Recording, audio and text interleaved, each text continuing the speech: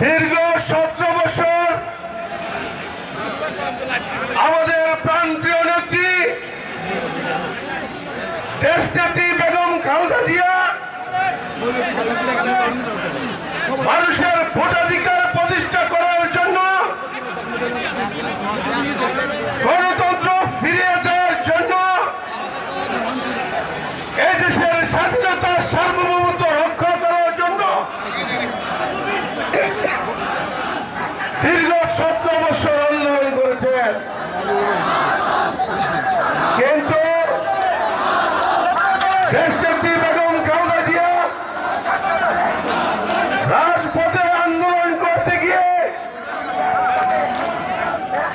Fascist হাসিনার সাথে কোনোদিন আপোষ করেন নাই। দেশনেত্রী বেগম খালেদা জিয়াকে বিভিন্নভাবে মামলা, জেল, জুলুম, বই দেখিয়েও তা সে কিন্তু আপোষ করে নাই। ওনার আন্দোলনের মাধ্যমে ছাত্র জনতা ঐক্যবদ্ধ আন্দোলনে ফ্যাসিস্টের পতন হয়েছে। ফ্যাসিস্ট হাসিনা এই দেশ থেকে পালিয়ে গিয়েছে। তার 300 এমপি এ দেশ থেকে পালিয়ে গিয়েছে।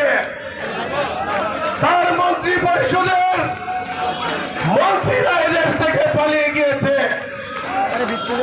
বাইতুল মুকাররমের মসজিদের খতিব পালিয়ে গিয়েছে। বিচার বিভাগের প্রধান বিচারপতি পালিয়ে গিয়েছে। আজকে এই দেশে একটি নির্দলীয় নিরপেক্ষ সরকার বিরাজমান। বন্ধ করো।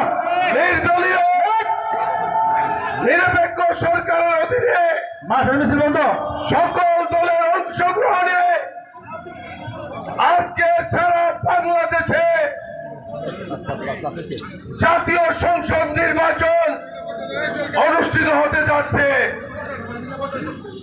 তারই ধারাবাহিকতায় পাঞ্চালপুরে বিএনপির প্রার্থী জনাব জুনায়েদ সাকির মাথাল মার্কার সমর্থনে আজকের এই নির্বাচনী জনসভা,